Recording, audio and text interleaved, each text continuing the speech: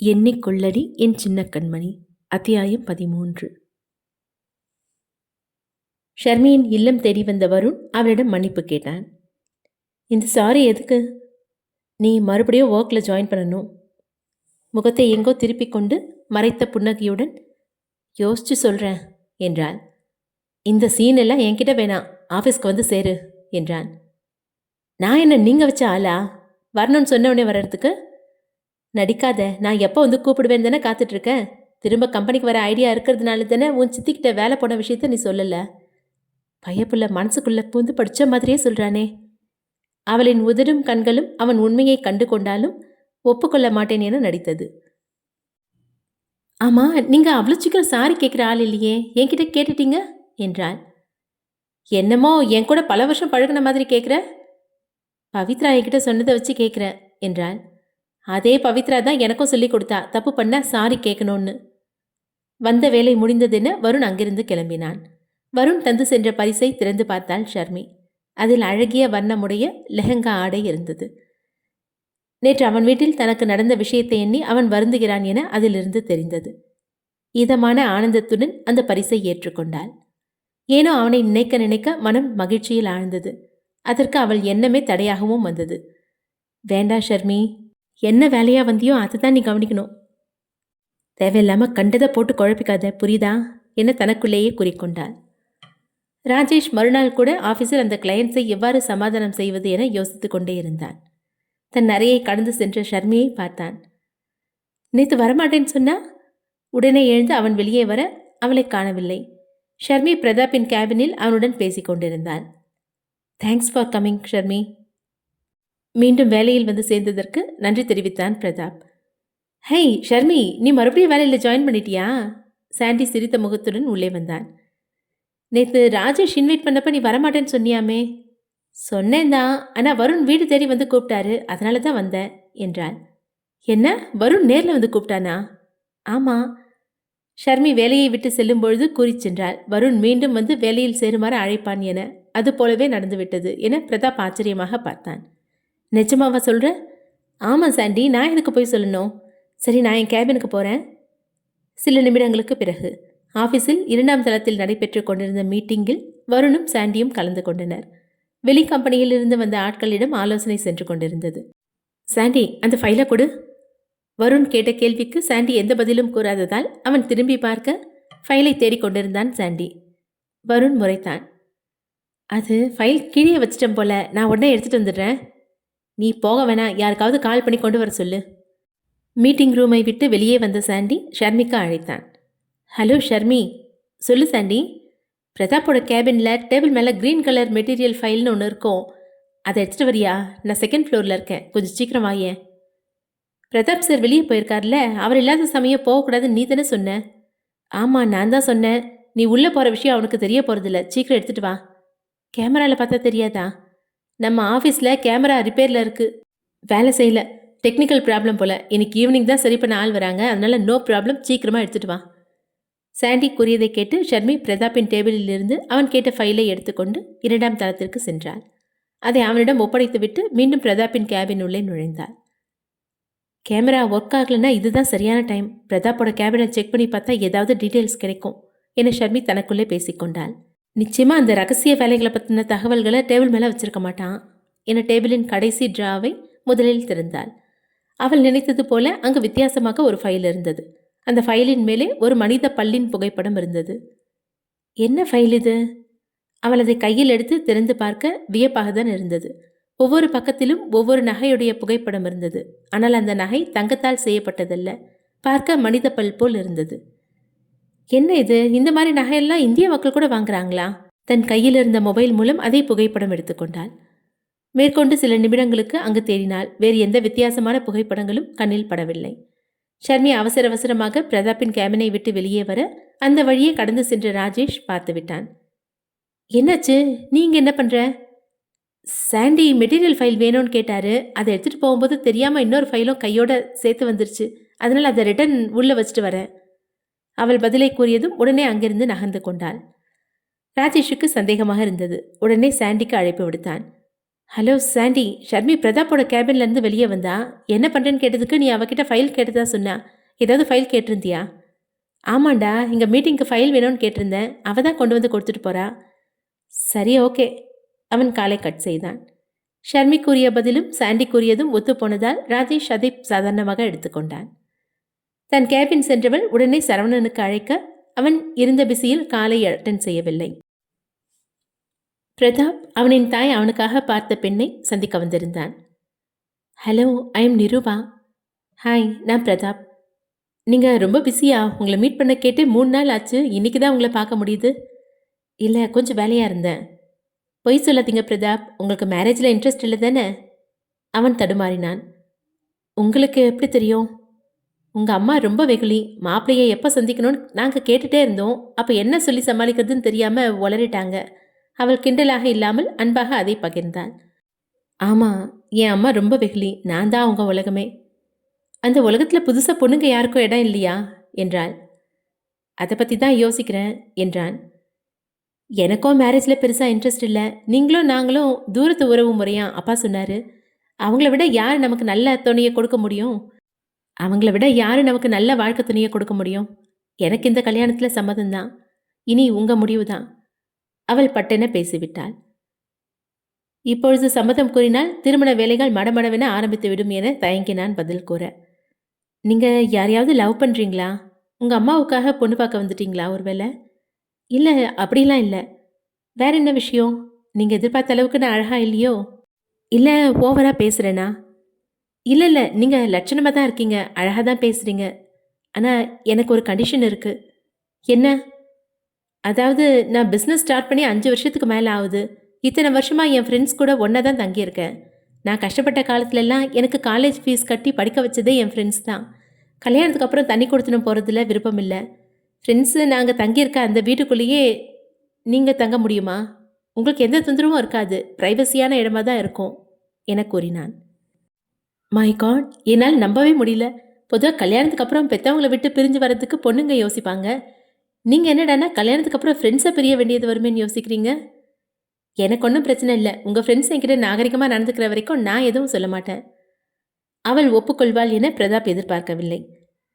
சரி, வேற ஏதாவது பேசணுமா என கேட்டாள். இல்லை, அவ்வளோதான்.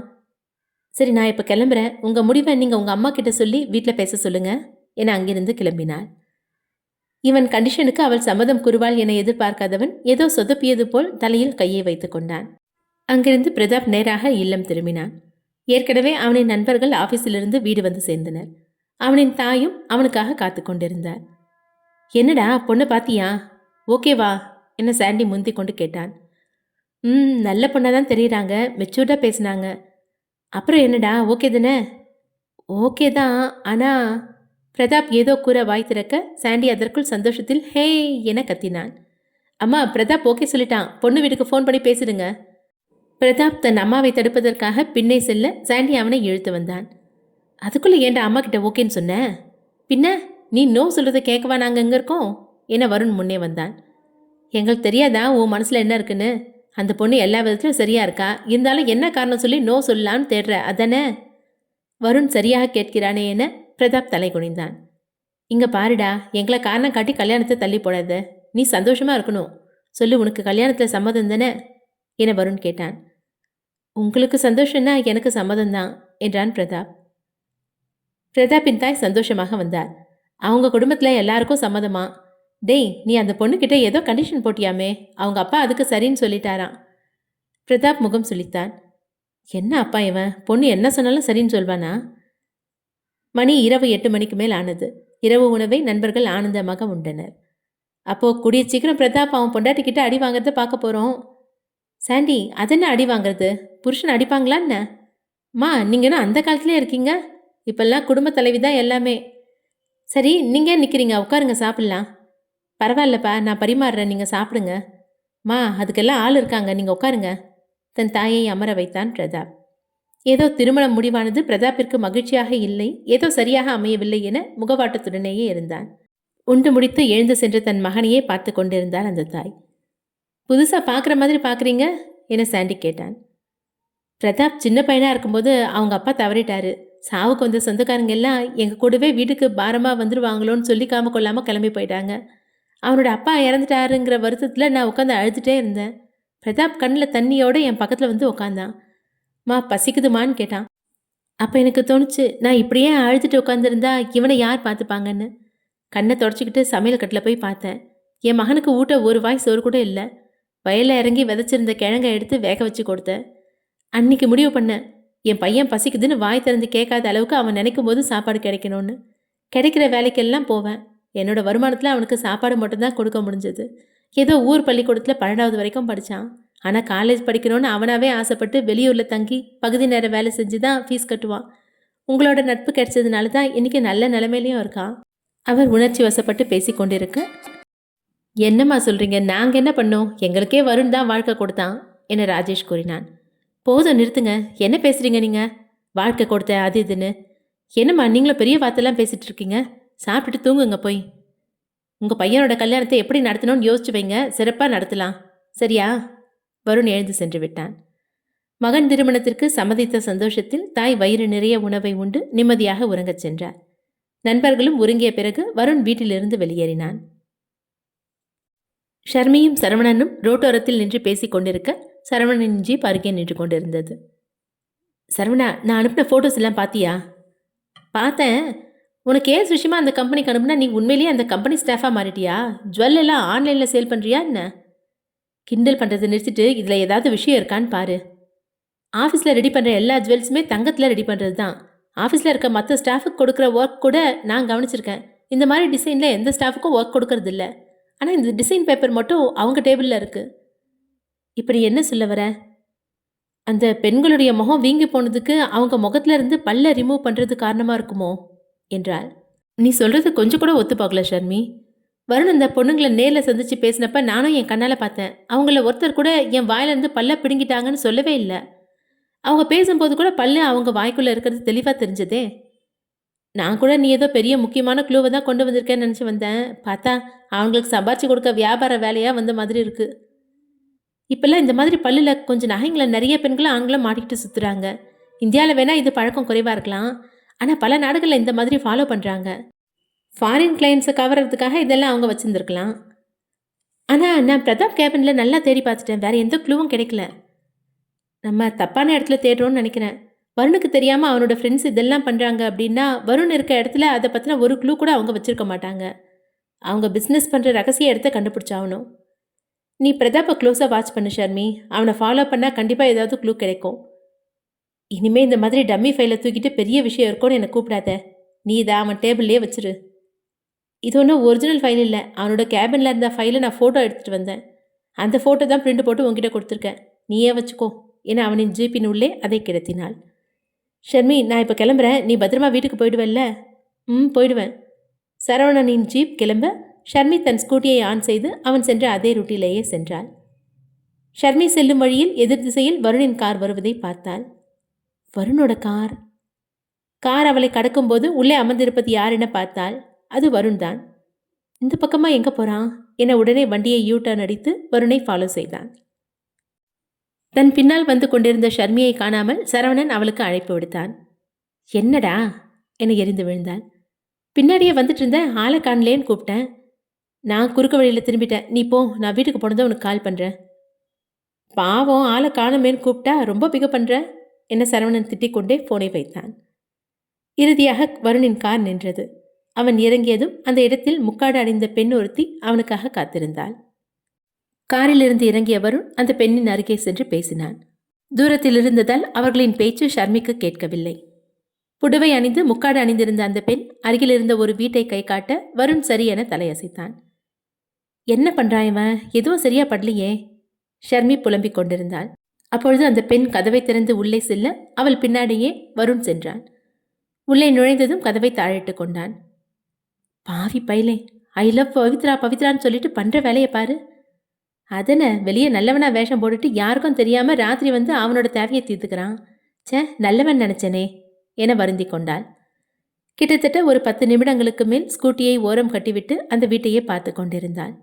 அவனிடம் கேள்வி கேட்காமல் இங்கிருந்து செல்லக்கூடாது என. ஆனால் கதவை திறக்க வேண்டுமே. ஏண்டி, கதவு திறக்கிற வரைக்கும் வெயிட் பண்ணணும்? அவன் பண்ணுற தப்ப நீ கண்டுபிடிச்சிட்டல்ல, பகிரங்கமாக கதவை தட்டி கேள்வி கேளு என தனக்கு தானே கூறிக்கொண்டு கதவை நோக்கி நெருங்கினாள். எதுக்கும் ஜன்னல் வழியாக எட்டி பார்த்துட்டு கதவு தட்டலாமா? வேணாம், இந்த கன்றாவியை எட்டி வேற பார்க்கணுமா என யோசித்தவள் ஏதோ முனகல் சத்தம் போன்று கேட்கவும், இது அந்த பொண்ணோட குரல் போல இருக்கு. வருணின் இந்த செயல் அவளுக்கு கோபத்தை தூண்டியது. அவளுடன் பழகுவதில் ஏன் இவளுக்கு கோபம் வர வேண்டும்? இதை நான் கதவை திறந்து வேற பார்க்கணுமா என தலையை திருப்பிக் கொண்டு நடந்தாள். உண்மையை சொல்லுடா, உன்கிட்ட வேலை கொடுக்குற ஆள் யாரு? அடுத்ததாக வருணின் குரல் கேட்டது. உள்ள 2 பேர் தானே போனாங்க. வருண் அப்படி யார்கிட்ட மிரட்டிட்டு இருக்கான்? வேற வழி இல்லை, ஜன்னல் வழியா எட்டி பார்த்துட வேண்டியதுதான். திறந்திருந்த ஜன்னல் வழியே பார்வையை நுழைக்க அங்கு வருண் ஒருவனை நாற்காலியில் கட்டி வைத்திருந்தான். யார் இவன்? இவனை எதுக்கு போட்டு அடிச்சுட்டு இருக்கான்? அருகில் முக்காடு அணிந்த அந்த பெண்ணும் நின்றிருந்தாள். சொல்லுடா, உனக்கு வேலை கொடுக்குற ஆள் யாரு? அந்த இடம் எங்க இருக்கு? அடி வாங்கியவன் வழியில் கத்தினான். அந்த இடத்த சொன்னா எனக்கு கொன்னுடுவாங்க. சொல்லலைனாலும் நீ செத்துருவ. இதே அந்த இடத்த நீ எனக்கு சொன்னா உன்னோட பாதுகாப்புக்கு நான் பொறுப்பு. என்னோட ஆளுங்க வந்து உன்னை கூட்டிட்டு போவாங்க. எனக்கு வேண்டிய முழு உண்மையும் தெரிகிற வரைக்கும் நீ என்கிட்ட பாதுகாப்பா இருப்ப. அடி வாங்கி கொண்டிருப்பவன் ஒன்றும் நல்லவன் இல்லை, பல பித்தலாட்டங்கள் செய்தவன் தான். சில நாட்களுக்கு முன்பு வருண் சோபிகா என்ற பெண்ணை நேரில் கண்டான். பவித்ராவின் கடையில் பாம்பை விட்டவன் எந்தெந்த பெண்களை ஃபாலோ செய்தானோ அவர்களின் லிஸ்டில் கடைசியாக இருந்தவள் தான் இந்த சோபிகா. இவளுடைய முகமும் அதேபோல் வீங்கி உள்ளதால் தான் முக்காடு அணிந்து வெளியே வந்திருந்தாள். இந்த சோபிகாவிடம் விசாரித்த போது ஒரு ஏஜென்ட் மூலமாக உடல் உறுப்பு தானம் செய்ய அந்த இடத்திற்கு சென்றதாக கூறியிருந்தாள். அடி வாங்கி கொண்டிருப்பவன் தான் அந்த ஏஜென்ட். இறுதியில் வலி தாங்காமல் அனைத்தையும் உளறி கொட்டினான். நீ இங்கேயே இரு, என் ஆளுங்க வந்து உன்னை கூட்டிட்டு போவாங்க. வருண் அவனிடம் உறுதி அளித்துவிட்டு சோபிகாவை அழைத்து கொண்டு அந்த வீட்டை விட்டு வெளியே வந்தான். வருண் கதவை திறக்கும் சத்தம் கேட்டு அமைதியாக ஒளிந்து கொண்டாள் ஷர்மி. நீங்க பத்திரமா வீட்டுக்கு போயிடுவீங்கல்ல என சோபிகாவை கேட்டான். என் வீடு இங்கிருந்து பக்கம்தான், நான் பத்திரமா போயிடுவேன், ஒன்றும் பயம் இல்லை. நான் வேணா உங்கள் வீடு வரைக்கும் வந்து விட்டுட்டு போகட்டுமா என வருண் கேட்டான். நீங்கள் இவ்வளோ பயப்பட வேண்டிய அவசியம் இல்லை. இந்த அளவுக்கு அசிங்கமான முகம் இருக்க என்னை யார் என்ன பண்ண போறா? அந்த பெண் கூறியதை கேட்டு ஷர்மிக்கும் வருணுக்கும் வருத்தமாகவே இருந்தது. நீங்கள் எதுக்கும் கவலைப்படாதீங்க. உங்களோட முகம் முழுசாக குணமாகிறதுக்கு என்ன முயற்சி எடுக்கணுமோ அதை நான் எடுத்துகிட்டு தான் இருக்கேன். கண்டிப்பாக உங்களுக்கு சரியாயிடும். மற்றவங்க மாதிரி அவசரப்பட்டு எந்த முடிவும் எடுத்துடாதீங்க. அந்த பெண் மெல்ல புன்னகையுடன் போய் வருவதாக கூறி சென்றாள். உள்ளே அடி வாங்கியவன் ஏதோ ஒரு ரகசிய இடத்தை பற்றி முகவரி கூறியிருந்தான். ஷர்மிக்கும் அந்த முகவரி ஞாபகத்தில் இருந்தது. வருண் இப்ப நிச்சயம் அங்கதான் போவான். வீட்டினுள்ளிருந்து சத்தம் கேட்க ஷர்மி மீண்டும் ஜன்னலை எட்டி பார்த்தாள். அப்போது கைகள் கட்டிய நிலையில் அமர்ந்திருந்த அந்த ஆண் தன் மொபைலை எடுத்து பேசிக் கொண்டிருந்தான். அடப்பாவி, எப்படி கை கட்ட அவிழ்ந்தது இவனுக்கு? அந்த ஆண் அழைத்து பேசியது பிரதாப்பின் பாஸுக்கு தான். ஹலோ சார், நீங்கள் சொன்ன அந்த வருண்கிற ஆள் இங்கே வந்தான் சார். எப்போ வந்தான்? இப்போதான் சார். அவன்கிட்ட எல்லாத்தையும் உளறிட்டியா? இல்லை சார், நான் உளரல. நம்மளோட வேலை நடக்கிற ரகசிய இடத்த கேட்டான். அதுக்கு பதிலாக வேற ஒரு இடத்தோட அட்ரஸை சொல்லிட்டேன். அவன் இப்போ அங்கே தான் போயிட்டுருக்கான். உன் உயிர் தப்பிச்சது, நீ உண்மையை சொல்லியிருந்தா அவ்வளோதான் என மிரட்டினான். அது எனக்கு தெரியாதா சார்? அவன் திரும்பி என்கிட்ட வராத மாதிரி நீங்கள் தான் பார்த்துக்கணும். அவன் எந்த ரூட்டில் போகிறான்? என் வீட்டிலேருந்து மெயின் ரோடு வழியாக பஸ் ஸ்டாண்ட் பக்கம் போயிட்டு இருக்கான், ஒரு கிரே கலர் காரில். சரி, நான் பார்த்துக்கிறேன். அவன் ஃபோனை வைக்கும் சமயம் வருணின் ஆட்கள் இருவர் வந்து சேர்ந்தனர். அந்த ஆணை இழுத்து வண்டியில் போட்டு அழைத்துச் சென்றனர். அவன் எந்த மறுப்பும் கூறாமல் வண்டியில் ஏறிக்கொண்டான். எப்படியும் தன் முதலாளி அந்த வருணை கொன்று விடுவார், பிறகு இவர்களிடமிருந்து எளிதில் தப்பிக்கலாம் என்ற எண்ணம். அடப்பாவி, வருண்கிட்ட சரணடைகிற மாதிரி பேசிட்டு இப்போ வருணியே என்னமோ பண்ண போகிறாங்களே. ஷர்மி சத்தமில்லாமல் அந்த இடம் விட்டு நகர்ந்து தன் ஸ்கூட்டியை நகர்த்தி சென்றாள். அவன் வீட்டை கடந்து சிறிது தூரத்தில் ஸ்கூட்டியை ஆன் செய்து வேகமாக வண்டியை பஸ் ஸ்டாண்ட் நோக்கி ஓட்டினாள். நடு இரவு நேரம் என்பதால் வழியில் எந்த வாகனமும் கண்ணுக்கு தெரியவில்லை. 2 நிமிஷம்தான் ஆச்சு, அதுக்குள்ளே இந்த வருணோட கார் எங்கே போச்சு? கண்ணிலேயே பட மாட்டேங்குதே. அவனை எச்சரித்தே ஆகணும், வேற வழி இல்லை என தன் மொபைலில் இருந்து வருணுக்கு அழைக்க நினைத்தாள். சே, நம்மக்கிட்ட தான் வருண் நம்பர் இல்லையே, இப்போ என்ன பண்ணுறது? வேற வழி இல்லை, அவரோட ஃப்ரெண்ட்ஸுக்கு கூப்பிட்டே ஆகணும். வெகு நேரமாக ஃபோனில் தன் பெண் தோழிகளுடன் பேசிவிட்டு தாமதமாக தான் உறங்கினான் சாண்டி. அவனின் மொபைல் மீண்டும் முழிக்க அந்த சத்தம் அவன் காதுகளுக்கு கேட்கவில்லை. ஃபோனை எடு சாண்டி. தன் ஸ்கூட்டியை ஓட்டியவாறு மொபைலை காதில் வைத்துக்கொண்டு சாண்டியை திட்டிக் கொண்டிருந்தாள்.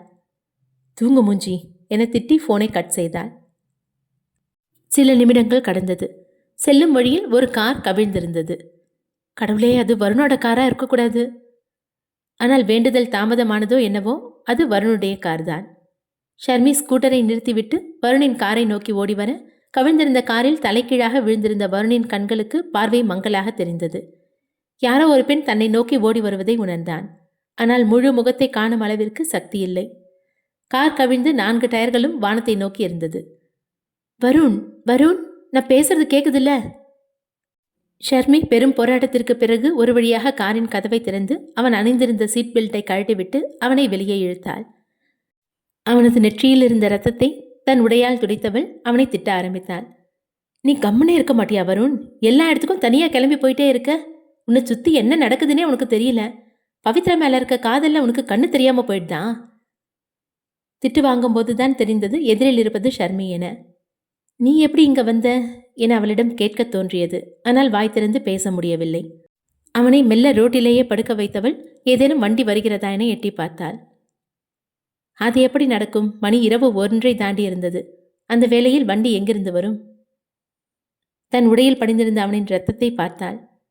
இப்படியே விடுறது நல்லதில்ல. தன் மொபைலை எடுத்து அருகில் இருக்கும் மருத்துவமனை எது என பார்த்தாள். அந்த எண்ணிற்கு அழைத்தாள். அது ரிசப்ஷனில் இருந்த பெண் ஒரு வேலையாக அங்கிருந்து நகர்ந்த நேரம் டெலிஃபோன் ஒலித்தது. 2 முறை அழைத்தும் எடுக்கப்படவில்லை. என்ன இது இப்படி பொறுப்பு இல்லாமல் இருக்காங்க? ரிசப்ஷனில் ஒரு ஆள் கூடவா இல்லை? இந்த சாண்டியும் ஃபோன் எடுக்க மாட்டேங்கிறான். வருண் அரை மயக்கத்தில் ஷர்மியின் செயல்களை கவனித்துக் கொண்டிருந்தான். நெற்றியில் பட்ட காயத்தால் ஏற்பட்ட வழியில் மெல்ல முனகினான். நேரமாக ஆக அவனிடமிருந்து வந்த சத்தமும் நின்றது. வருண், வருண், வருண், கண்ணு தரங்க, என்னை பாருங்க. அவனின் கன்னத்தில் தட்டி நினைவை திருப்ப முயற்சித்தாள். அவனிடம் எந்த அசைவும் இல்லை. ஐயோ, என்னாச்சு? ஏன் கண்ணை திறக்க மாட்டேங்கிறாரு? இல்லை, தப்பா எதுவும் இருக்கக்கூடாது, கடவுளே காப்பாத்து என கண்கள் மூடி இருக்கினாள். அந்த இறைவனுக்கும் கேட்டுவிட்டது. திடீரென ஒரு சத்தம் கேட்டது. அவளின் மொபைல் ரிங் ஆனது. அட்டன் செய்து பேசினாள். ஹலோ, சாண்டிக்கு இருக்க மாட்டியா? எத்தனை தடவை கால் பண்ணுறேன், எடுக்க மாட்டேன். என்னாச்சு ஷர்மி, இந்நேரத்தில் கூப்பிட்டுருக்க? வருணுக்கு ஆக்சிடென்ட் ஆயிடுச்சு, லொக்கேஷன் அனுப்புகிறேன், சீக்கிரமாக கார் எடுத்துட்டு வா. அவள் கூறுவது கேட்டு தூக்கத்தில் இருந்தவன் நன்கு கண்களை விழித்தான். என்ன சொல்ற நீ? வருண் எங்க கூட வீட்டில் இருக்கான் என எழுந்து சென்று லைட்டை ஆன் செய்தான். வருண் அங்கு இல்லை. 3 பேர் குத்துக்கல்லு மாதிரி பக்கத்துலேயே இருக்கீங்க. ஒருத்தன் வீட்டை விட்டு வெளியே போனது கூட தெரியல. நான் இப்போவே லொக்கேஷன் அனுப்புகிறேன், உடனே கிளம்பி வாங்க என ஃபோனை கட் செய்தான். பிரதாப், ராஜேஷ், டேய் பிரதாப் எந்திரிங்கடா, வருணுக்கு ஆக்சிடென்ட் ஆயிடுச்சுன்னு ஷர்மி கால் பண்ணா. அதை கேட்டதும் பட்டென உறக்கம் தெளிந்த பிரதாப் அருகில் படுத்திருந்த வருணை பார்த்தான். அந்த இடம் காலியாக இருந்தது. எங்கடா போனா? ரெஸ்ட் ரூம் ஏதாவது போயிருக்கானான்னு பாரு. அதெல்லாம் நான் பார்த்துட்டேன் ராஜேஷ். எப்போ வீட்டை விட்டு வெளியே போனா என நண்பர்கள் தங்களுக்குள்ளே கேள்வியை அடக்கி கொண்டனர். அந்நேரம் சாண்டியின் மொபைலுக்கு லொக்கேஷன் வந்து சேர்ந்தது. ஷர்மி லொக்கேஷன் அனுப்பிட்டா, சீக்கிரம் வாங்கடா. சாண்டி அவர்கள் இருவரையும் அழைத்து கொண்டு காரை எடுத்தான். அவர்கள் வீட்டிலிருந்து சிறிது தூரத்திலேயே அந்த லொக்கேஷன் இருந்தது. டிராஃபிக் இல்லாமல் இருந்ததால் 10 நிமிடத்திலேயே வந்து சேர்ந்தனர். காரை நிறுத்தியதும் நண்பர்கள் மூவரும் ஓடி வந்தனர். அவர்களை பார்த்த பிறகுதான் ஷர்மிக்கு மூச்சே வந்தது. வருண், டேய் வருண். அவன் நெற்றியில் அடிப்பட்ட இரத்த காயம் பார்த்து பதறினார். பேச நேரம் இல்லை, சீக்கிரம் தூக்குங்க, ஹாஸ்பிட்டல் கூட்டிகிட்டு போனோம். பிரதாப்பும் ராஜேஷும் வருணை தூக்கி காரில் படுக்க வைத்தனர். சாண்டி காரை எடுக்கும் முன், ஷர்மி நீ வரல? முன்னாடி போங்க, நான் ஸ்கூட்டியில் வரேன். அவள் பதில் வந்ததும் உடனே கார் நகர்ந்தது. தன் ஸ்கூட்டியில் அந்த காரை பின்தொடர்ந்தாள். மருத்துவமனையை அடைந்ததும் வருணுக்கு சிகிச்சை அளிக்கப்பட்டது. ஷர்மி, வருணுக்கு எப்படி ஆக்சிடென்ட் ஆச்சு? அவன் எங்க கூட வீட்டில் தானே இருந்தான் என பிரதாப் கேட்டான். அவருக்கு எப்படி ஆக்சிடென்ட் ஆச்சுன்னு எனக்கு தெரியாது. நான் அந்த பக்கம் போகும்போது ஒரு கார் கவுந்து விழுந்துருந்துச்சு. வருண் தான் அதுக்குள்ளே இருந்தார். இவன் எதுக்கு இந்த டைமில் சொல்லாமல் கொள்ளாமல் வெளியே போனா? கண்ணு பிடிக்கட்டும், இவனை சும்மா விடுறதில்ல. டேய் சாண்டி, நீ வேற ஏண்டா? டாக்டர் என்ன சொல்லுவார்னு பயத்தில் இருக்க நானே என்றான் ராஜேஷ். டாக்டர் வெளியே வந்தார். பயப்படுற மாதிரி ஒன்றும் இல்லை. சீட் பெல்ட் போட்டிருந்ததுனால பெருசாக எதுவும் அடிப்படலை. கையில் அடிபட்டிருக்கு, கை அசைக்கக்கூடாது. நெத்தியில் கொஞ்சம் காயப்பட்டிருக்கு. அதுக்கும் ட்ரீட்மெண்ட் போயிட்டுருக்கு. ஒன்றும் பயப்பட வேண்டாம். இப்போதைக்கு அவர் ரெஸ்ட் எடுக்கட்டும். நாளைக்கு மாஸ்டர் ஸ்கேன் பண்ணும்போது ப்ராப்ளம் ஏதாவது இருக்கான்னு தெரிஞ்சுக்கலாம். என்ன டாக்டர் சொல்கிறீங்க? ப்ராப்ளமா? சாண்டி வாய்ப்பிழந்தான். பயப்படுற அளவுக்கு இல்லை. ரத்த காயத்துக்கெல்லாம் தெளிவாக மருந்து போட்டாச்சு. உள்காயம் ஏதாவது இருக்கான்னு ஸ்கேன் பண்ணாதுன்னு தெரியும். நால்வரும் உள்ளே சென்று பார்க்க வருண் நெற்றியிலும் கையிலும் கட்டுடன் படுத்திருந்தான். பார்க்கவே மனதிற்கு ரணமாக இருந்தது. இப்படி ஒரு நிலையில் இவனை கண்டதே இல்லை. ஒரு காய்ச்சலில் கூட படுக்க மாட்டான். அவனை பார்த்துவிட்டு வெளியே வந்தனர். நீ எப்படி கரெக்டாக அங்கே போன ஷர்மி? இங்கே பாரு சாண்டி, நான் என்னோட பர்சனல் வேலையாக வெளியே போனேன். என்ன கேள்வி கேட்கறத நிறுத்திட்டு உங்கள் ஃப்ரெண்டை கண்ட்ரோலில் வச்சுக்கோங்க என கூறினாள். சரி, நான் உன்னை வீட்டுக்கு கொண்டு போய் விடுவா என சாண்டி அழைத்தான். இல்லை பரவாயில்ல, நான் ஸ்கூட்டியில் போய்க்கிறேன். அவள் அங்கிருந்து கிளம்பினாள். மணி இரவு 2:15. போவதும் வருவதும் தெரியாமல் சித்தியிடம் மாட்டிக்கொள்ளாமல் சென்று வந்து கொண்டிருக்கிறாள். ராஜேஷ்க்கு ஷர்மி மீது சந்தேகமாக இருந்தது. அவளுக்கு அந்நேரத்தில் அந்த இடத்தில் என்ன பர்சனல் வேலை? இவ தான் நமக்கு கால் பண்ணி வருண் அடிப்பட்ட விஷயத்த சொன்னா. அப்படின்னா கண்டிப்பாக வருண் ஆக்சிடென்ட் ஆக இவ காரணமாக இருந்திருக்க மாட்டா என தனக்குள்ளே யோசித்தான் ராஜேஷ். இந்த நடுராத்திரியில் இவளுக்கு அப்படி என்ன பர்சனல் ஒர்க் இருந்திருக்கும் என பிரதாப் வாய் விட்டே கேட்டுவிட்டான். நானும் அதான்டா யோசிக்கிறேன். டேய் ராஜேஷ், அதெல்லாம் நமக்கு எதுக்கு? ஏதோ அதிர்ஷ்டவசமாக அந்த பக்கம் போயிருக்கா, வருணுக்கு அடிப்பட்டதுன்னு தெரிஞ்சிருக்கு நமக்கு. இல்லைனா பாரு என்ன ஆயிருக்கும். சாண்டியின் புத்தி அவ்வளவுதான். அதற்கு மேல் அவன் யோசித்தால்தான் அதிசயம். நண்பர்கள் மூவரும் மருத்துவமனையிலேயே தங்கினர். காலை நேரம் விடிந்து மருத்துவமனை வழக்கம் போல் இருந்தது. அருகில் இருந்தவர்களின் பேச்சு சத்தம் கேட்டு கண்விழிக்க வருண் எப்படி இருக்கிறான் என பார்க்க முதலாக உள்ளே சென்றான் பிரதாப். அவன் இன்னும் அரை மயக்கத்தில் தான் இருந்தான். சாண்டியை அறையினுள் வருணின் அருகே இருக்கச் சொல்லி ராஜேஷும் பிரதாப்பும் டீ குடிக்க வெளியே சென்றனர். வருணை பார்ப்பதற்காக காலை ஷர்மி அங்கே வந்திருந்தாள். அவருக்கு இப்போ எப்படி இருக்கு? இல்லை ஷர்மி, நேற்று நைட்டில் இருந்து அவன் இன்னும் கண்ணு விழிக்கல, மயக்கத்தில் தான் இருக்கான். பேஷண்ட் கண்ணு விழிச்சிட்டாரு என நர்ஸ் வந்து கூறினார். நண்பர்கள் மூவரும் முந்தி அடித்து உள்ளே சென்றனர். கண் விழித்தவரும் தனக்கு அடிபட்டிருப்பதையும் ஹாஸ்பிட்டல் ரூமையும் விழித்து பார்த்து கொண்டிருந்தான். பிரதாப்பும் அவனின் நண்பர்களும் வருணை முறைத்து கொண்டிருந்தனர். என்னடா, எங்களெல்லாம் ஞாபகம் இருக்கா, இல்லை தலையில் அடிப்பட்டதில் மறந்து போச்சா?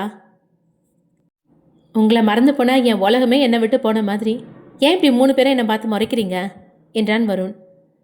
பரவாயில்லடா, இவனுக்கு நம்மளை ஞாபகம் இருக்கு என சாண்டி கிண்டலாக பேசினான். என்னடா, எனக்கு அடிப்பட்டதில் உனக்கு கிறுக்கு பிடிச்சிருச்சா? வருண், எதுவும் பேசாத, இருக்கிற கோவத்தில் அரைஞ்சிருவேன் பிரதாப் மிரட்டினான். வருண் அமைதியானான். என்ன நினச்சிட்டு இருக்க உன் மனசில்? நேற்று அந்நேரத்தில் எதுக்கு வீட்டை விட்டு வெளியே போன? என்கிட்ட ஒரு வார்த்தை கூட சொல்லலை. பிரதாப் கேட்ட கேள்விக்கு வருண் பதில் கூறாமல் அமைதியாக இருந்தான். பதில் சொல்லு வருண். நீ தானடா பேசினா அரைஞ்சிருவேன்னு சொன்ன. சாண்டி மெல்ல மறைத்தான் தன் புன்னகையை. இந்நிலையிலும் நகைச்சுவை செய்கிறானே என ஷர்மி வருணை பார்த்தாள். டேய் சொல்லுடா, ஏன்டா வெளியே போன? ராஜேஷின் கேள்விக்கும் பதில் இல்லை. இவனுக்கு திமிர் அதிகமாயிடுச்சுடா, அதான் இப்படிலாம் பண்ணுறான்.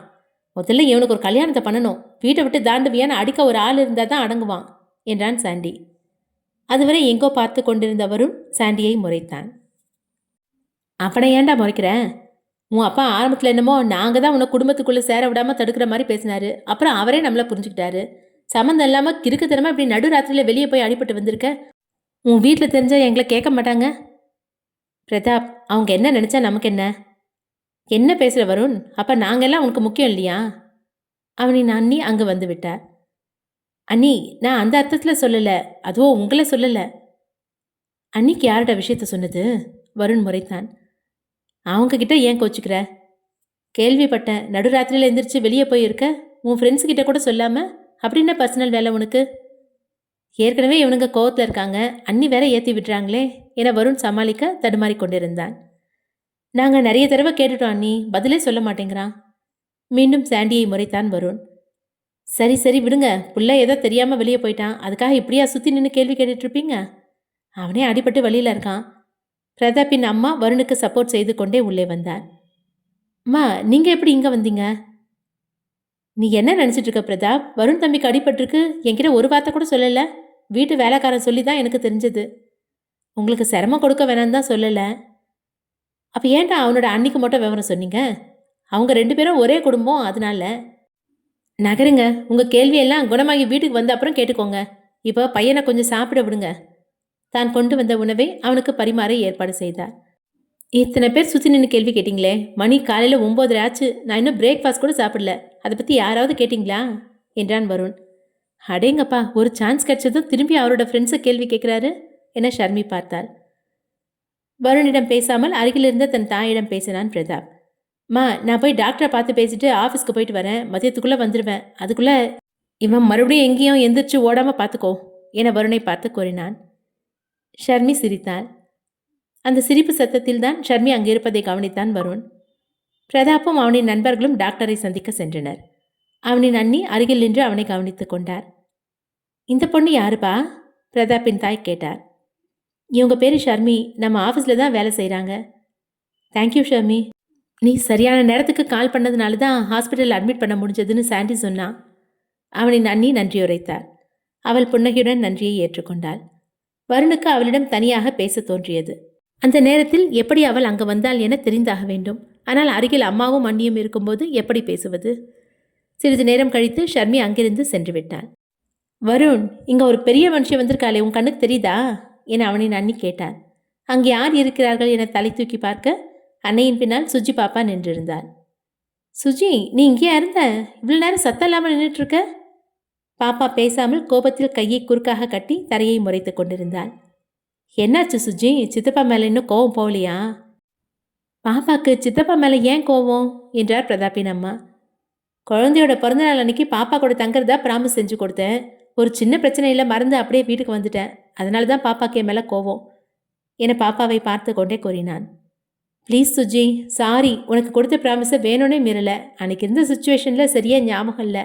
சித்தப்பா கிட்ட பேசு, நான் உன்னை ஒரு நாள் வெளியே கூட்டிகிட்டு போகிறேன். வெளியே அழைத்து செல்கிறேன் என கூறியதும் குழந்தை சந்தோஷமாக பேசினாள். நிஜமாவா? கண்டிப்பாக கூட்டிகிட்டு போவீங்களா? கண்டிப்பாக கூட்டிகிட்டு போகிறேன்.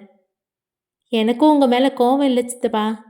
அன்றைக்கி வேற தாத்தா உங்களை அடிச்சிட்டாரு. இன்றைக்கி உங்களுக்கு அடிப்பட்டது தெரிஞ்சதும் எனக்கு ரொம்ப கஷ்டமாக இருந்துச்சு. அதனால தான் ஸ்கூலுக்கு லீவ் போட்டுட்டு உங்களை பார்க்க வந்தேன். குழந்தை கூறியதை கேட்டு சைடாக லுக்கு விட்டான். உண்மையை சொல்லு, எனக்காக வந்தியா இல்லை ஸ்கூலில் ஏதாவது டெஸ்ட் வச்சுருந்தாங்களா? சித்தப்பா, நான் தான் கிளாஸ் ஃபஸ்ட்டு. இந்த டெஸ்ட் எல்லாம் எனக்கு ஒரு ஜுஜுபி. அண்ணி, பாப்பா முன்னை விட இப்போ ரொம்ப நல்லாவே பேச ஆரம்பிச்சிட்டால என்றான் வருண். ஆமாம் வருண், வாய் கொஞ்சம் அதிகம்தான். நல்லா பேசவும் செய்கிறான், நல்லா படிக்கவும் செய்கிறான். ஆனால் டிசிப்ளின் இல்லைன்னு ஸ்கூலில் கூப்பிட்டு கம்ப்ளைண்ட் பண்ணுறாங்க. அப்படிலாம் இல்லை சித்தப்பா, பிரின்சிபால் பொய் சொல்கிறாரு. ஆமாம், பிரின்சிபால் தான் பொய் சொல்கிறாரு. என் சுஜி பாப்பா ரொம்ப சமத்து என வருண் பாப்பாவை கொஞ்சினான்.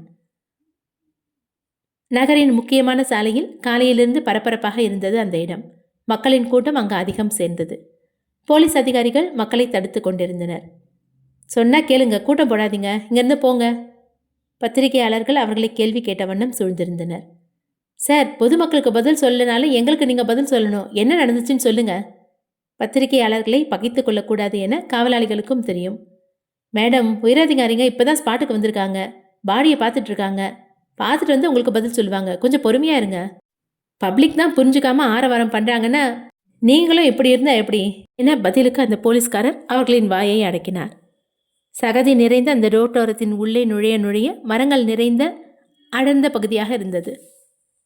என்ன மிஸ்டர் சரவணன், ஏதாவது க்ளூ இருக்கா? சார், பெருசாக எதுவும் இங்கே கிடைக்கல. சரௌண்டிங்கில் தேட சொல்லி ஆளுங்களை அனுப்பியிருக்க. எவிடன்ஸ் இருக்கான்னு பார்த்துட்டு தான் இருக்கோம். எங்கே உங்கள் இன்ஸ்பெக்டர்? அவரோட ஏரியாவில் ஒரு கொலை நடந்திருக்கு, ஆள் இன்னும் ஸ்பாட்டுக்கு வரல. சார், அவர் ஏற்கனவே ஒரு கேஸ் விஷயமா காலையிலே கிளம்பிட்டாரு. அவருக்கு இன்ஃபார்ம் பண்ணிட்டோம், வந்துட்டுருக்காரு. கொஞ்ச நேரத்தில் வந்துடுவார். இன்ஸ்பெக்டர் வந்தது எனக்கு கால் பண்ண சொல்லுங்கள். சுச்சுவேஷன் என்னன்னு பார்த்துட்டு பத்திரிகையாளர்களுக்கு மேலோட்டமாக மட்டும் நியூஸ் கொடுக்க சொல்லுங்கள் என அந்த உயர் அதிகாரி சொல்லிவிட்டு அங்கிருந்து கிளம்பினார். அங்கு இறந்து கிடந்தது ஒரு பெண். என்ன சார் இது, நம்ம ஏரியாவில் புதுசாக கொலைலாம் நடக்குது? இந்த மாதிரியெல்லாம் எப்போ இது வரைக்கும் நடந்ததே இல்லை. பல வருஷத்துக்கு முன்னாடி நடந்துச்சு என அந்த கான்ஸ்டபிள் கூறிக்கொண்டிருந்தார். இந்த பொண்ணோட முகம் இந்த அளவுக்கு வீங்கி இருக்க காரணம் என்னவா இருக்கும்? கண்ணுக்கு தெரிகிற மாதிரி உடம்புல எந்த காயமும் இல்லை. இனி போஸ்ட்மார்ட்டம் ரிப்போர்ட்டில் தான் நமக்கு க்ளூ கிடைக்கும்னு நினைக்கிறேன். கான்ஸ்டபிள் வரிசையாக தன் எண்ணத்தை கூற சரவணன் அதிர்ச்சியில் இருந்தான். கோபமும் வந்தது. சரவணன் இறந்த அந்த பெண்ணின் உடலின் முன் சென்று ஆராய்ந்தான். இறந்த அந்த உடலை தன் மொபைலில் புகைப்படம் எடுத்தான். அந்த புகைப்படத்தை ஷர்மிளாவின் எண்ணிற்கு வாட்ஸ்அப்பில் அனுப்பினான். ஏனெனில் அங்கு இறந்து கிடந்தது ஷோபிகா. சரவணன் அனுப்பிய மெசேஜை திறந்து பார்த்த ஷர்மி கண்கள் விரித்தாள். நேற்று தானே இந்த பொண்ணை பார்த்தோம், அதுக்குள்ளே எப்படி இறந்தா? உடனே அவனுக்கு அழைத்தவள், ஹலோ சரவணா, அந்த ஃபோட்டோஸில் இருக்க பொண்ணு பேர் ஷோபிகா. வருணோட லிஸ்ட்டில் கடைசியாக இருந்த பொண்ணு. இந்த பொண்ணுக்கிட்ட தான் கடைசியாக அவன் விசாரித்தான். ஆனால் கிட்டத்தட்ட ஒரு 1.5 மாதம் இருக்கும். திடீர்னு அந்த பொண்ணு இறந்துட்டா. வருண்கிட்டேயோ இல்லை அவனோட நண்பர்கள்கிட்டயோ ஏதாவது வித்தியாசமான மாற்றம் தெரியுதான்னு கேட்க தான் உனக்கு அனுப்புனேன். சரவணன், உன்கிட்ட ஒரு விஷயம் சொல்லணும். நானே சொல்லன்னு தான் இருந்தேன், அதுக்குள்ளே சொல்ல வேண்டிய சுச்சுவேஷன் வந்துருச்சு. என்ன ஷர்மி, என்ன பண்ணி வச்ச? இல்லை, நான் எதுவும் பண்ணலை. அந்த வருண் தான். நேற்று நைட்டு உங்ககிட்ட பேசிட்டு ஸ்கூட்டியில் வீட்டுக்கு கிளம்பும்போது எதிரில் வருணோட காரை பார்த்தேன். அப்போவே நான் அவனோட காரை ஃபாலோ பண்ண ஆரம்பித்தேன். நினைச்சேன். எங்கடா பின்னாடி வந்தவள ஆளை காணுமேன்னு கூப்பிட்டா என்னென்னமோ சொல்லி சமாளிச்சு என்னை அனுப்பி வச்சிட்ட. சரி மேலே சொல்லு. நீ இறந்ததா சொல்ற இந்த பொண்ணு நேற்று நைட்டு 1 மணிக்கு வருண் கூட தான் இருந்தா. என்ன? இறந்து போன அந்த பொண்ணை நேற்று வருண் மீட் பண்ணானா? ஆமா. இந்த பொண்ணு யாரோ ஒருத்தனை கை காமிச்சா. வீட்டுக்குள்ள இருந்த அந்த ஆளை வருண் போட்டு அடிச்சான். அவன் ஏதோ ஒரு இடத்தோட அட்ரஸ் கொடுத்தான். அந்த அட்ரஸ்ல தான் மறைமுகமா பிசினஸ் பண்றதா சொல்லி சொன்னான். என்ன ஷர்மி என்னென்னமோ சொல்ற? அப்பவே எனக்கு ஒரு கால் பண்ண வேண்டியது தானே? முழுசா கேளு சரவணா. அவன் கொடுத்த டீட்டெயில்ஸை வாங்கிட்டு வருண் அங்கேருந்து கிளம்பிட்டான். அந்த பொண்ணும் அப்பவே அங்கேருந்து கிளம்பிட்டான். அதுக்கப்புறம் என்ன ஆச்சுன்னா? என்ன ஆச்சு? வருண் யாரை போட்டு அடிச்சானோ அவன் யாரோ ஒருத்தனுக்கு கால் பண்ணி வருண் வந்துட்டு போனதை போட்டு கொடுத்தான்.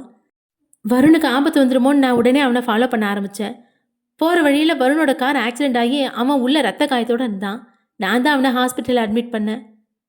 My God! ஏன் ஷர்மி இப்படி பண்ண? பின்ன என்னென்ன பண்ண சொல்கிற? அவன் அடிபட்டு இருக்கும்போது பார்த்துட்டு சும்மா போக சொல்கிறியா? நான் அதை கேட்கல. நீ அவனை ஃபாலோ பண்ணி தப்பு பண்ணிட்ட.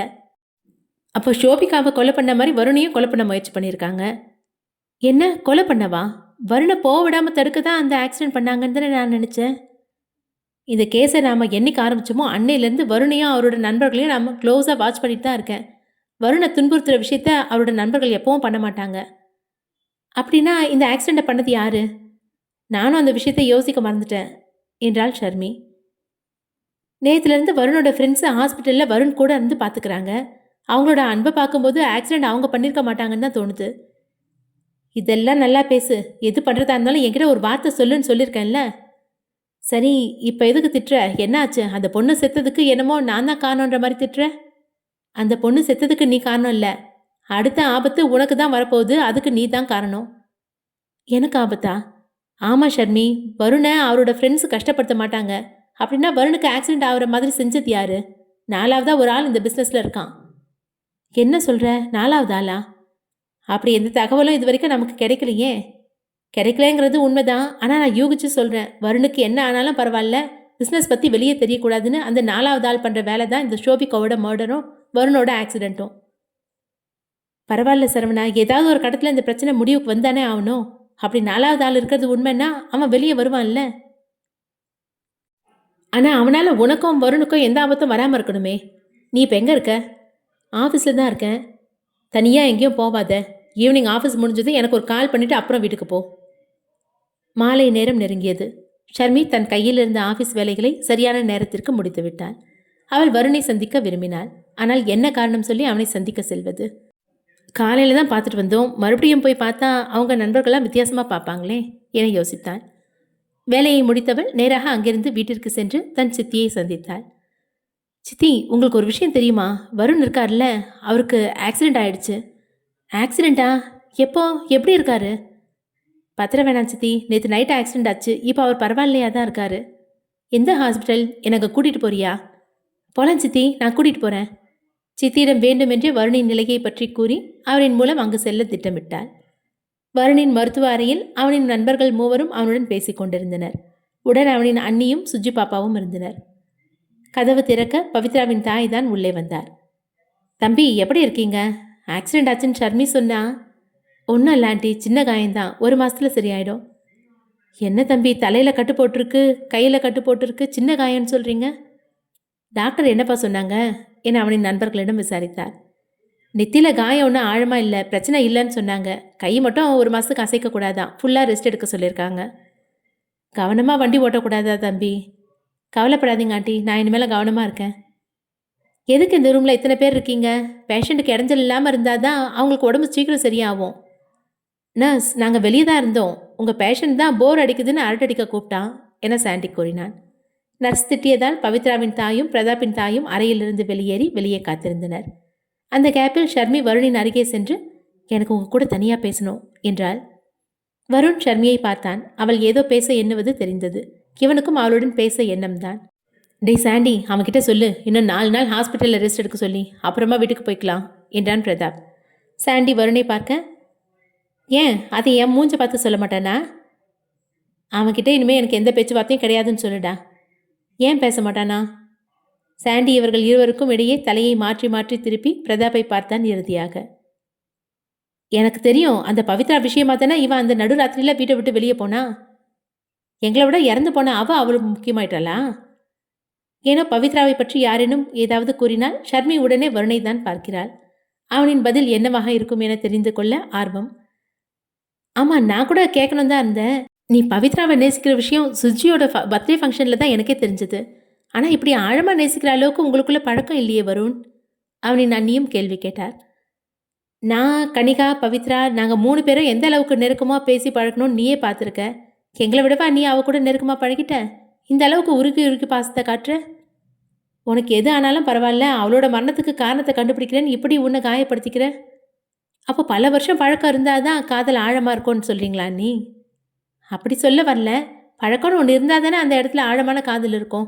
உங்களுக்குள்ளே அப்படி என்ன பழக்கம் இருந்துச்சுன்னு இந்த அளவுக்கு காதல் உனக்கு? உங்களுக்கு மதிமாறன் அண்ணன் மேலே எப்போ காதல் வந்துச்சு என வருண் கேட்டான். என்னை பொண்ணு பார்க்க வந்தப்போ தான் அவரை முதல்ல பார்த்தேன். அப்புறம் பழக பழக எனக்கு அவர் மேலே விருப்பமும் காதலும் வந்துச்சு. அப்படின்னா அண்ணன் கூட உங்களுக்கு கல்யாணம் ஆகி கிட்டத்தட்ட 8 வருஷம் ஆச்சு. உங்கள் காதல் வாழ்க்கை 8 வருஷம்னு சொல்லலாம்ல என்றான் வருண். ஆமாம். நீங்கள் மட்டும் இல்லை, எத்தனை காதலர்கள் வந்தாலும் சரி, என் காதல் தான் பெருசு. ஏன்னா என் காதல் 26 வருஷம் பழக்கம் அண்ணி. பவித்ரா பிறந்ததும் என் அம்மா தான் அவளை முதல்ல கையில் வாங்கினாங்க. அப்போ எனக்கு 4 வயசு. பாப்பாவை என் கையில் கொடுங்கன்னு அடம் பிடிப்பேனா. என்னை உட்கார வச்சு பவியை என் மடியில் படுக்க வச்சாங்க. அப்போவே நான் அவளை கொஞ்சம் ஆரம்பிச்சிட்டேன். அப்புறம் வளர வளர எங்களுக்குள்ள குழந்தைத்தனமான ஈகமும் சேர்ந்து வளர்ந்துச்சு. எனக்கு என்ன பிடிக்கும் பிடிக்காதுன்னு என் அம்மாவுக்கு பிறகு ஒரு பொண்ணுக்கு தெரிஞ்சிருக்குன்னா அது பவிக்கு மட்டும்தான். ஏன்னா அதை வச்சு தான் அவள் என்ன பெருப்பேத்துவா. நீங்கள் கேட்டிங்கல்ல உங்களையும் கனிகாவையும் விட நெருக்கமான்னு. உங்களுக்கு பவிக்கு பிடிச்சதை பற்றி மட்டும்தான் தெரியும். எனக்கு அவளுக்கு பிடிக்காததை பற்றியும் தெரியும். உண்மைதான், அவள் மேலே இருந்த காதலை உணர்ந்த 4 நாளுக்குள்ளேயே அவள் செத்துட்டா. எங்கள் 2 பேருக்குமே அதிர்ஷ்டம் இல்லை. பல கால பழக்கத்தில் தான் காதல் ஆழம் தெரியும்னா என்னோட காதல் ரொம்ப ஆழமானது. வருண் கண் கலங்கியிருந்தான். அவன் கூறியதை கேட்டு அனைவரும் இப்படியும் ஒரு காதலா என வருணை பார்த்தனர். சாண்டிக்கெல்லாம் வாய் வழியாக புகுந்து காதின் வழியாக வெளியே வரும் அளவிற்கு வாயை பிளந்திருந்தான். பிரதாப்பிற்கு மனம் தாங்கவில்லை. இவன் பவித்ரா மேலே இவ்வளோ அன்பு வச்சிருப்பான்னு தெரிஞ்சிருந்தா அவளுக்கு எந்த ஆபத்தும் வராமல் பார்த்துருப்பனே என வருந்தினான். தன் நண்பனை அணைத்து கொண்டான் பிரதாப். பேச மாட்டேன் என கோவித்து கொண்டவன் அணைத்து கொண்டானே என பார்த்தான் வருண். ஐ எம் சாரிடா வருண், உன்னை கஷ்டப்படுத்துறதுக்காக நான் அப்படி கேட்கல. பரவாயில்ல அண்ணி, நான் எதுவும் நினச்சிக்கல. ராஜேஷ் சாண்டியை பார்த்தான். பிளந்திருந்த சாண்டியின் வாயை மூடிவிட்டான். நாம் நினச்சிருந்தா பவித்ராவை காப்பாற்றிருக்கலான்டா என சாண்டி கூற, வாயை மூட்றா என அவனின் வாயை பொத்தினான் ராஜேஷ். ஷர்மியும் கண் கலங்கியிருந்தாள். ஷர்மி, உன் கண்ணு ஏன் கலங்கியிருக்கு? சாண்டி கேட்டதும் தன் கண்ணீரை வேகமாக துடைத்து, ஒன்றும் இல்லை சாண்டி என்றாள். சரி, நீ கொஞ்ச நேரம் ரெஸ்ட் எடுடா, நாங்கள் வெளியே இருக்கோம் என பிரதாப் கூறினான். அனைவரும் வெளியே செல்ல ஷர்மி நகராமல் இருந்தாள். நீ வரல? அது ஷர்மி பேச தடுமாற, எனக்கு ஷர்மி கூட கொஞ்ச நேரம் பேசணும் என்றான் வருண். நன்றி சொல்லுவான் போல என சாண்டி எண்ணினான். சாண்டி அங்கிருந்து சென்றதும் வருணின் அருகே ஒரு நாற்காலியை இழுத்து அமர்ந்தாள். இப்போ எப்படி இருக்கு? பரவாயில்ல. நேற்று நைட்டு அவள் பேச வருண் கை தூக்கி தடுத்தான். டே சாண்டி, கதவை சாத்துறா. வருணின் குரல் கேட்டு ஒட்டு கேட்டு கொண்டிருந்த சாண்டி கதவை சாத்தினான். நேற்று நைட்டு உங்களுக்கு ஆக்சிடெண்ட் ஆனது எப்படி ஞாபகம் இருக்கா என்றாள். நீ எப்படி அங்கே வந்த? முதல்ல நான் கேட்டதுக்கு பதில் சொல்லுங்க என்றாள். எதிரில் வந்த லாரி மோதி தான். அவள் புருவம் சுருக்கி யோசித்தாள். என்னாச்சு? ஒன்றும் இல்லை. இனிமேல் உங்கள் ஃப்ரெண்ட்ஸ் இல்லாமல் தனியாக எங்கேயும் போவாதீங்க. ஏன்? உங்களுக்கு ஆபத்து இருக்கு. அதான் 24 மணி நேரமும் என்ன நீ ஃபாலோ பண்ணுறல்ல, நீ காப்பாற்றிடுவ. நான் வந்த வேலையே வேற, உங்கள் பின்னாடி சுத்த வரல. அப்புறம் ஏன் ஆஃபீஸில் வேலைக்கு சேர்ந்த? என்ன ஃபாலோ பண்ண தானே? அட, இந்த வருண் வேற. நான் அந்த ஆஃபீஸில் வேலைக்கு சேர்ந்ததே அவரோட ஃப்ரெண்ட்ஸுங்களை ஃபாலோ பண்ணுறதுக்கு. தேங்க்யூ, நீ இல்லைன்னா நான் இந்நேரம் செத்து கூட போய். அவள் அவனின் வாயில் விரல் வைத்து பேச விடாமல் தடுத்தான். அப்படி சொல்லாதீங்க வருண், உங்களுக்கு எதுவும் ஆகாது. அவன் கண்களை பார்த்தாள். வாய் மீது அவள் வைத்திருந்த விரல்களை கண்காட்டினான். அவனின் கண்ணசைவில் விரல்களை எடுத்துக்கொண்டாள். ஷோபிகாவின் மறைவை பற்றி கூறாமல் மறைத்தாள். ஏற்கனவே இவன் அடங்கிறதில்ல. சரி, நான் போயிட்டு வரேன், தனியாக எங்கேயும் போவாதீங்க. அவள் வெளியே சென்று விட்டாள். வெளியே அவனின் நண்பர்களும் மற்றவர்களும் நின்றிருந்தனர். ஷர்மி அருகே சென்ற சாண்டி, நீங்கள் 2 பேரும் அப்படி ரகசியமாக என்ன பேசுனீங்க என்றான். ரகசியம் எல்லாம் ஒன்றும் இல்லை, ஹெல்ப் பண்ணதுக்கு தேங்க்ஸ் சொன்னார். நம்புற மாதிரி இல்லை என்றான். ஷர்மியும் அவளின் சித்தியும் சிறிது நேரத்தில் அங்கிருந்து கிளம்பினர். வருணின் அண்ணியும் பிரதாப்பின் அம்மாவும் கூட இல்லம் திரும்பினர். வருணை இன்னைக்கு நாங்களே இங்கே தங்கி பார்த்துக்கிறோம் என மற்றவர்கள் அனுப்பி வைத்தனர். தப்பு பண்ணிட்டேன்டா. வருண் மனசில் என்ன இருக்குன்னு தெரியாமல் பவித்ராவை பற்றி பாஸ்கிட்ட சொன்னது பெரிய தப்பு என பிரதாப் வருத்தப்பட்டான். ஆனால் பவித்ரா மேலே அவன் காதல் இருக்க விஷயத்த நம்மக்கிட்ட சொல்லி இருக்கலாம். அப்படி சொல்லியிருந்தாவது தடுக்க ஏதாவது முயற்சி பண்ணியிருக்கலாம்ல. இல்லை ராஜேஷ், வருண் நம்மக்கிட்ட சொன்னாலும் சொல்லாட்டியும் பவித்ரா சூசைட் பண்ணிக்க மெயின் காரணம் அந்த வீடியோ தான். பாஸ் அந்த மாதிரி செஞ்சுருக்கக்கூடாது. சரி பிரதாப், அதுக்காக வருணை இப்படியே விட்டுட முடியாதுல்ல. இல்லை சாண்டி, அவன் பேசுகிறது கேட்குறப்போ அவனோட மனசு அவ்வளோ லேஸில் மாறும்னு தோணல. ரொம்ப வெயிட் பண்ண வேண்டியதாக இருக்கும்னு நினைக்கிறேன் என பிரதாப் உறுதியாக கூறினான். அவனை நான் மாற்றி காட்டுறேன் என சாண்டி கூற மற்ற இருவரும் அவனை பார்த்தனர். எக்கு தப்பா பொண்ணு பார்க்குறேன்னு சொல்லி யாரையாவது கூட்டிகிட்டு வந்து நிறுத்தி அவன்கிட்ட அற வாங்காத. மணி இரவு 8 ஆகியிருந்தது. சரவணன் அரசு மருத்துவமனையில் ஷோபிகாவின் போஸ்ட்மார்ட்டம் ரிப்போர்ட் பெறுவதற்காக நின்று கொண்டிருந்தான். அந்த பெண்ணின் உடலும் போஸ்ட்மார்ட்டம் முடிந்து அவளின் தந்தையிடம் ஒப்படைக்கப்பட்டது. தன் மகளுக்கு வாழ்வதற்கு ஒரு வழி கிடைக்காதா என ஏங்கிக் கொண்டிருந்தவருக்கு இறுதியில் அவளின் மரணம்தான் பரிசாக கிடைத்தது. சரவணன் காத்திருக்க டாக்டர் அழைத்ததும் உள்ளே சென்றான். வழக்கமாக சந்திக்கும் டாக்டர் இல்லாமல் வேறு ஒருவர் இருந்தார். டாக்டர், நீங்கள் புதுசாக ஜாயின் பண்ணியிருக்கீங்களா? ஆமாம் சார், 1 வீக் தான் ஆகுது. இதுக்கு முன்னாடி இருந்த டாக்டர் எங்கே போயிருக்கான்னு தெரியுமா? இல்லை சார், இதுக்கு முன்னாடி இருந்த டாக்டர் பற்றி எனக்கு எதுவும் தெரியாது. இந்தாங்க இறந்து போன பேஷண்ட்டோட போஸ்ட்மார்ட்டம் ரிப்போர்ட் என அவர் நீட்டினார்.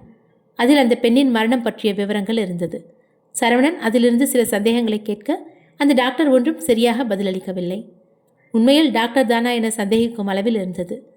சரவணன் டாக்டரின் அறையை விட்டு வெளியே வர பிணவரையில் வேலை செய்யும் ஆளொருவர் வந்து சரவணனை கண் சைகை காட்டி தனியாக வருமாறு அழைத்தார்.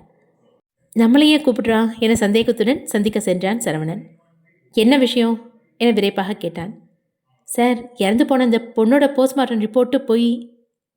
அது போயின்னு உங்களுக்கு எப்படி தெரியும்? இந்த டாக்டர் இந்த வேலைக்கு இன்னைக்கு காலையில் தான் வந்தார். திடீர்னு வந்து ஜாயின் பண்ணார். இதுக்கு முன்னாடி இந்த டாக்டருக்கு என்ன ஆச்சுன்னு தெரியல. போஸ்ட்மார்ட்டம் பண்ணும்போது நானும் கூட தான் இருந்தேன். அந்த பொண்ணோட உடம்புல சந்தேகப்படுற மாதிரி எந்த அடியும் படலை. விஷம் கொடுத்து தான் கொண்டு இருக்காங்க.